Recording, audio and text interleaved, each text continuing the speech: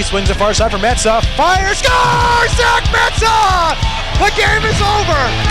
Zach Metsa! This is Talking Sense, exploring the week that was, storylines, and what to expect, with the voice of your Merritt Centennials, Mantar Bhandal. The Merritt Centennials are on to round 2. They sweep the West Kelowna Warriors in Game 1. They scored 21 goals in those 4 games. Man, oh man, what a series. Hello and welcome to Talking Sense. I'm your host, Mantar Bhandal. Lots coming up on today's show. We'll talk about, obviously, the Centennials winning. We'll talk about the Trail Salmon Arms series, because that series has implications on who the Centennials play the next round. They'll either play Penticton or Vernon. We'll have Wiley Henderson, the voice of the Smoke Eaters, come on the show and join us. But without further ado, let's start off with how the Centennials did. Well, Last time we touched base, they had just won games 1 and 2. Game 2 in triple overtime, courtesy of Stefan Seeger, whose name I mispronounced as Steven on the goal call. So apologies, Stefan. But Stefan Seeger, the overtime winner in triple overtime in Game 2. But then Game 3 for the Merritt Centennials on Monday, and well, they started off with a bang. Now puck taken by Tyler Ward down the Ward, a shot, scores! Tyler Ward on the first shot on net for the Merritt Centennials. It is 1-0. Tyler Ward stay red hot. His 5th goal of the postseason. Comes a minute 53 into this one. Just a minute 53 in, a great play by Ward to steal that loose puck and just fired it past Cole Demers to open the scoring. And then later in the period, the Centennials kept it coming. He'll move in, far side. Zorn gains a line. Can't get around head, now far side. Oh, that shot in front. Zorn scores! The Centennials, what a play! And it's 2-0 for the Centennials.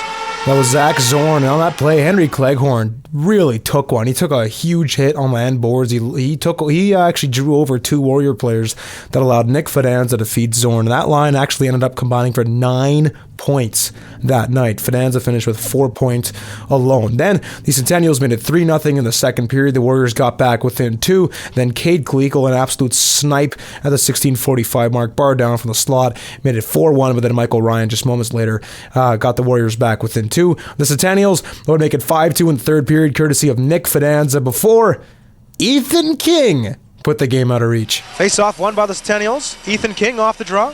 He'll take it and clear it down the ice. Towards the empty net. Scores! Ethan King! Ethan King! His first career BCHL goal. Ethan King!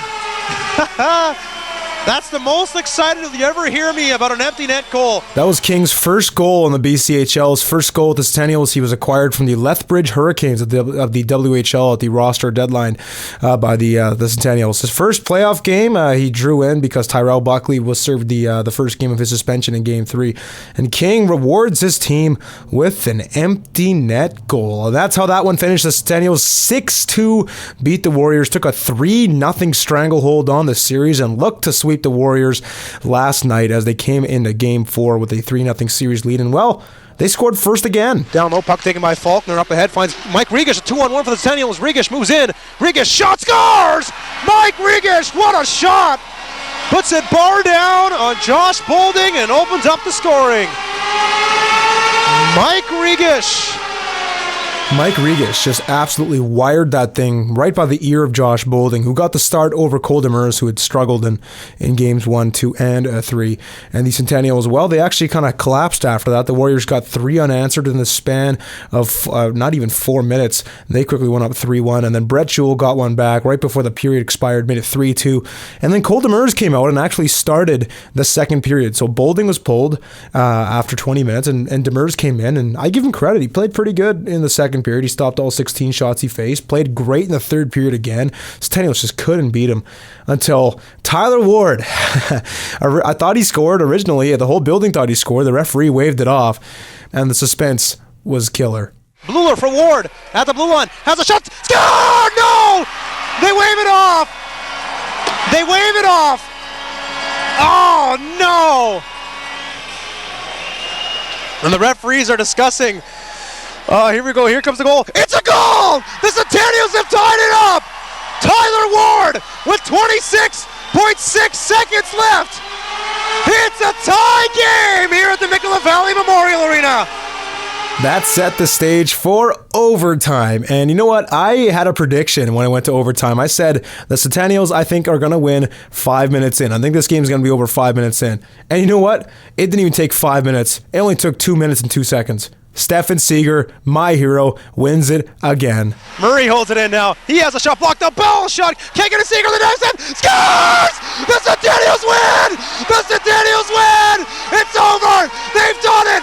The Centennials complete the comeback and they beat the West Kelowna Warriors! The comeback! The Centennials sweep the Warriors! The Brooms are on the ice! The Cents win! The Cents win! The Centennials win! 2 minutes and 2 seconds into overtime. Stefan Seeger!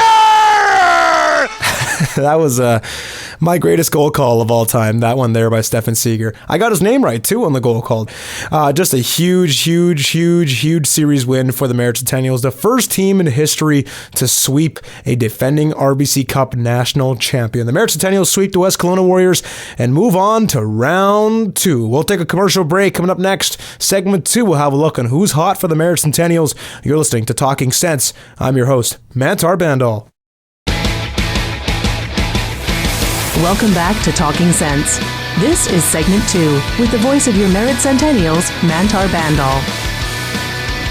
The Merritt Centennials are on to round 2. They sweep the West Kelowna Warriors in series number 1 and will now face either the Penticton Vs or the Vernon Vipers, and that all hinges on how the Trail Smoke Eaters and the Salmon Arms Silverbacks do in that series, and we'll talk more about that. We'll have Wiley Henderson, the voice of the Smoke Eaters, to come on in segment 3, but we're on to segment 2. Hello and welcome back to Talking Sense. I'm your host, Mantar Bhandal.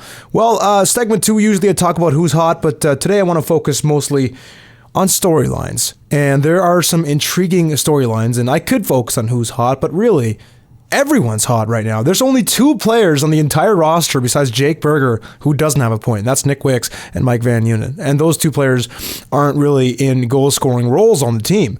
Every single player besides those 2 has a point. And so this whole roster right now has been scoring by committee. I can't think of another team where it has so much depth scoring on a roster right now, and especially in the BCHL. But storylines-wise, here's what's up for grabs. So Tyrell Buckley is going to return to the team. That's going to be a huge shot in the arm. The team showed they could play without Buckley, but Buckley's their number 1 defenseman. And Joe Martin at the year-end awards even said, when Buckley's not out there at the very end of the game, I look at Matt and I go, what's going on? Why isn't he out there? So Tyrell Buckley is the most relied upon defenseman. He's a third-year player with the Centennials and can return for a 4th next year. There's not a lot of players that stick around on a BCHL team for 3 years, let alone 4 years, and Tyrell Buckley can be one of those players. They're going to get him back in game 1 of the next round, either against Penticton or Vernon. But the way it works is if Trail wins the series, the Centennials will play Penticton. If Trail loses, then the Centennials play Vernon. Penticton finished 1st, Vernon finished 2nd, Trail finished 3rd, the Centennials finished 5th. Penticton would get the lowest seed, which would be Merritt, if Trail wins, and so they would play Penticton. And that's how that would work. And in terms of when we could see Game 1, the BCHL basically says, okay, teams talk to each other, pick the days you want to play. All we ask is this: it's wrapped up between this day and this day. There's usually about a 9-day window for a series to be wrapped up. And so the final day for series number 1, the entire BCHL, is Sunday, March the 12th. So Monday, March 13th could be the first day the Centennials play round number 2. Again, either against Penticton or against Vernon. But that all hinges on this Trail series. And then we'll talk more about that with Wiley Henderson, the voice of the Smoke Eaters, on segment 3, which is coming up next. You're listening to Talking Sense. I'm your host, Mantar Bhandal. Welcome back to Talking Sense. This is segment 3 with the voice of your Merritt Centennials, Mantar Bhandal. The Merritt Centennials have punched their ticket to the second round after sweeping the West Kelowna Warriors in a thrilling overtime win last night. And they'll play either Penticton or Vernon, but that all depends on who wins the Trail Salmon Arms series. And to talk more about that, we're joined by my good colleague. It's Wiley Henderson, the voice of the Trail Smoke Eaters. Wiley, what's going on? Not much, man. Not much. Just excited for tonight's matchup in Salmon Arm. Obviously, I'm not in the shoe swap area tonight, but I'll be watching keenly from my home office. And Wiley, I mean, this is a series that it's between a high-powered offense and a team that's Salmon Arm. It's kind of a wild card. And so, this has been a weird year. Usually, rosters don't get younger as the year goes on. It's usually the other way around, especially for playoff-bound teams. What have you seen from Salmon Arm in the 2 games they have called so far? From Salmon Arm, with the good, I would say they've their speed is really good. Their breakouts are very quick and on point, and they can turn pace of play on a dime. The bad, I would say they've allowed way too many chances, and they haven't capitalized nearly enough on all the power play opportunities they've had, especially in the first 2 games. And he talked about that defensive breakdowns. Whenever we played Salmon Arm, that was something that I noticed too. Trevin Kozlowski played well against Merritt all the time, and I've noticed that this is a team that unloaded some veteran defensemen. Carter Cochrane, one of them. We talked about Carter Cochrane the last time. We're very thankful for that. Yeah, and Cochrane got the game winner in game 3. It's so. I mean, in terms of how the series has gone so far, I mean, what do you expect in game 4? Well, I mean, if you're Salmon Arm, you're leaving everything out tonight. Basically, you don't have a choice. So you want to extend your season, and every game now it's full tilt basically. But I guess the question is if Trail can kind of weather the storm. Lyndon Marshall's been amazing in the crease for Trail, and as long as I think Lyndon has the first good couple periods, and they can kind of hold Salmon Arm off, because I'm sure they'll be firing on all cylinders. Hopefully fatigue sets in the third, and Trail can capitalize on that. I know in the Centennial Series, both Cole Demers and Jake Berger were shaky in game 1. I mean, it was their first career playoff game. It's understandable. But then as the series went along, Berger settled in. Demers, unfortunately, did not. And he mentioned in Trail, Lyndon Marshall has been great. As a rookie in the BCHL, had a fantastic regular season. Did you see maybe any jitters from him at all throughout the series? And how do you feel he settled in? As far as he goes, he came into the playoffs playing very well throughout the regular season. In the home stretch, he was very good. So I don't think he changed too much in his game day prep or anything like that, and it's really just been status quo for Lyndon.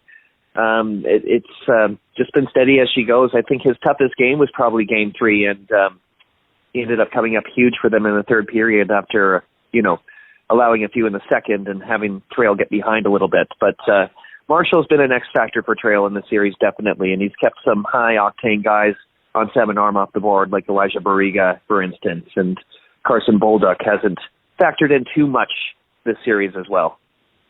We talk about identities, and we touched before on the high-powered offense and personnel and coaching, but, I mean, the Trail is one of the deepest teams up front. I mean, you have 9 forwards that could easily be top 6 forwards on really any other team, and how much of a luxury has that been so far? It's been great. Their depth scoring all year has been one of the highlights for this team. I think my favorite line on the team isn't the obvious one of Santurno, Howarth, and Laframboise. I actually love the energy line of Blaine Caden, Andre Gantos, and Spencer McLean. They're so fast. They're not the biggest guys, but they play like they are. They play like they're huge. They're 6'6". They're getting into the corners and winning battles against guys much bigger than them. And they get a few good chances every game, and more often than not, they're factoring in on the score sheet.